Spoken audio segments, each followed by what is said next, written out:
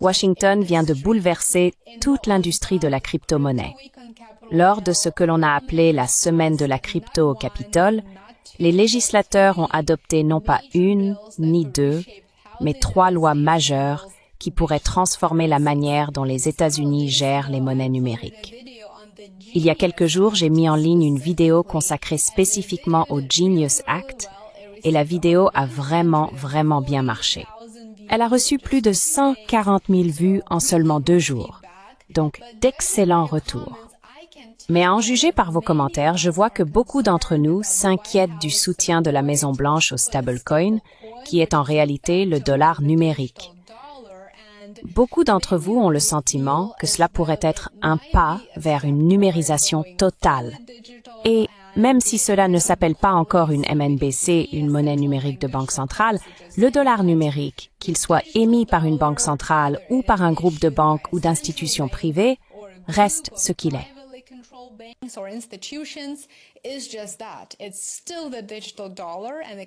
C'est toujours le dollar numérique, et cela implique une certaine perte de votre vie privée.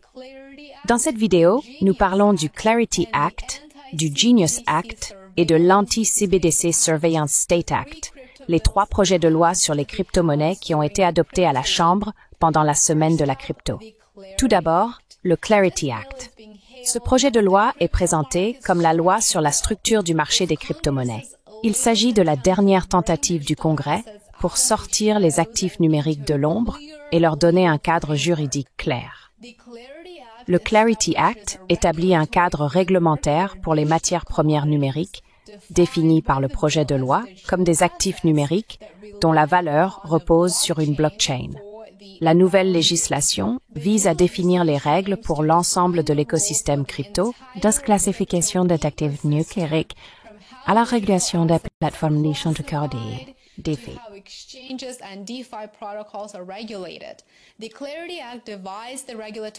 La loi sur la clarté répartit les responsabilités réglementaires entre 2 puissantes agences fédérales, la Securities and Exchange Commission et la Commodity Futures Trading Commission, CFTC.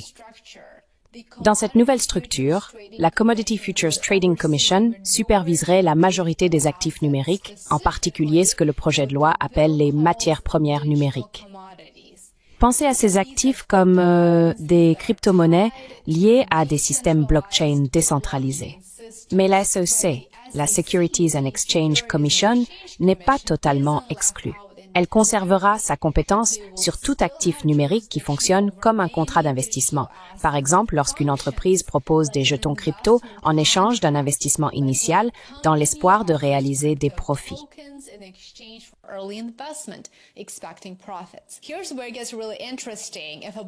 C'est là que cela devient vraiment intéressant.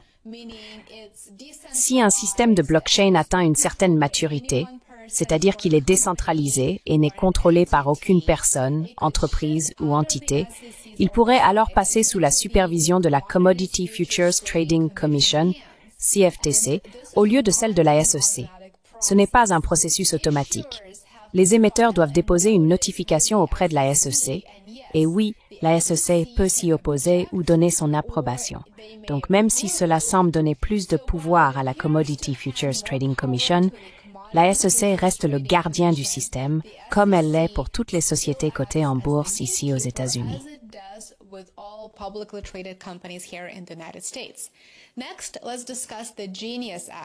Ensuite, parlons du Genius Act. Cette loi s'attaque aux stablecoins, ces dollars numériques censés toujours valoir un dollar américain. Le Genius Act crée un cadre réglementaire pour les stablecoins, ces jetons numériques indexés sur le dollar qui circulent sur les plateformes 24h24 et 7h7. Ainsi, un marché crypto de 265 milliards de dollars est soudainement prêt pour une expansion massive, avec des projections qui annoncent une valorisation de 3 700 milliards de dollars d'ici la fin de la décennie, donc dans seulement quelques années. Le Genius Act établit une supervision claire au niveau fédéral et au niveau des États pour les émetteurs de stablecoins, qui peuvent être n'importe qui. Il exige que ces émetteurs détiennent des réserves dollar pour dollar sous forme d'obligations d'État à court terme ou d'autres instruments approuvés.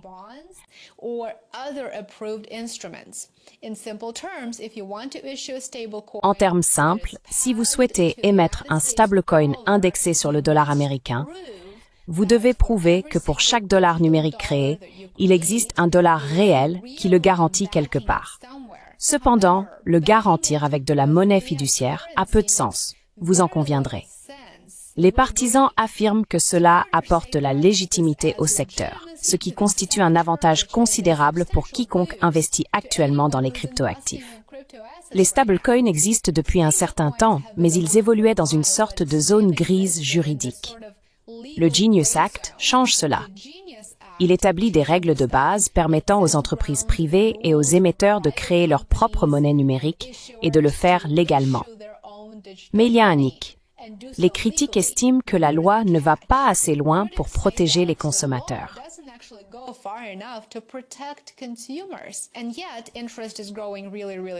Et pourtant, l'intérêt grandit vraiment rapidement.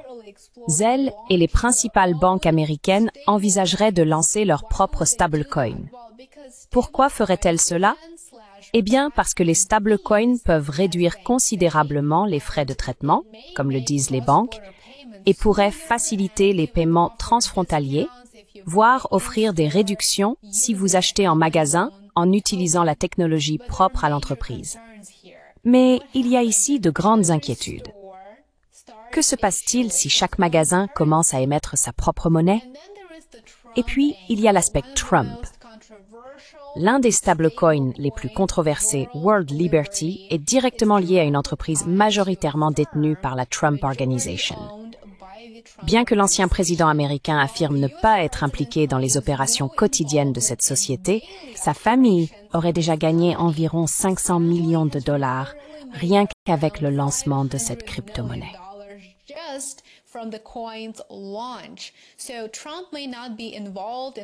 Ainsi, Trump n'est peut-être pas impliqué dans la gestion quotidienne de World Liberty, mais il bénéficie clairement financièrement de l'entreprise.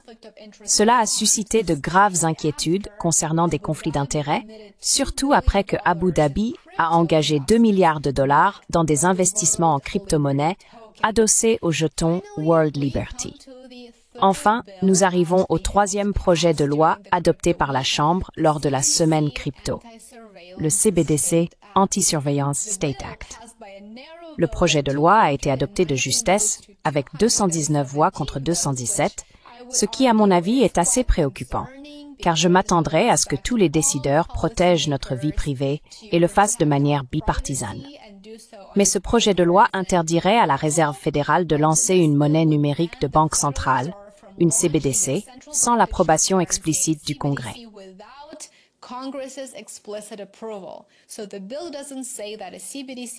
Donc, le projet de loi ne dit pas qu'une MNBC ne sera jamais émise. Il stipule simplement qu'il doit y avoir un processus légal pour cela. Car comme nous le savons, une MNBC pourrait devenir un outil de surveillance de masse. Contrairement au Bitcoin ou à l'Ethereum, les MNBC seraient émises par le gouvernement, centralisées et programmables. Cela signifie en théorie que la Fed pourrait suivre chacune de vos transactions, voire même contrôler la façon dont vous dépensez votre argent. Les partisans soutiennent que les MNBC pourraient simplifier les versements d'aide sociale, réduire la fraude et maintenir la compétitivité du dollar américain à l'échelle mondiale. Mais pour l'instant, ces projets sont en suspens.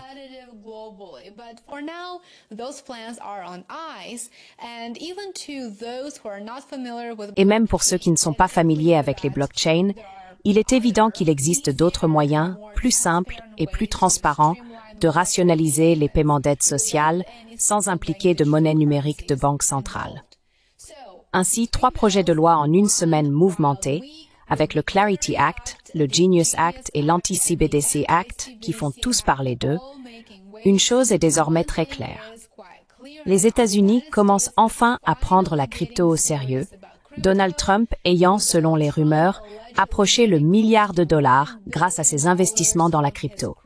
Un tel élan pour légaliser la crypto ne devrait surprendre personne.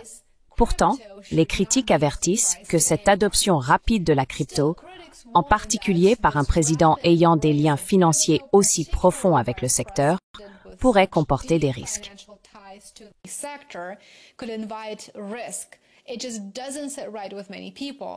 Cela ne convient tout simplement pas à beaucoup de gens. La volatilité des marchés, la capture réglementaire, voire les préoccupations de sécurité nationale sont remises en question et débattues, mais une chose est certaine à ce stade, c'est le moment de gagner de l'argent et un tout petit groupe de personnes l'a parfaitement compris. Que pensez-vous de ces projets de loi? J'aimerais beaucoup avoir votre avis. Comme toujours, dites-le moi dans les commentaires ci-dessous. Si cette analyse vous a été utile, cliquez sur le bouton j'aime, abonnez-vous pour plus de contenu et assurez-vous d'être abonné sur Substack et Patreon. J'aimerais aussi vous y retrouver. Passez une excellente journée et on se retrouve ici demain. Prenez soin de vous.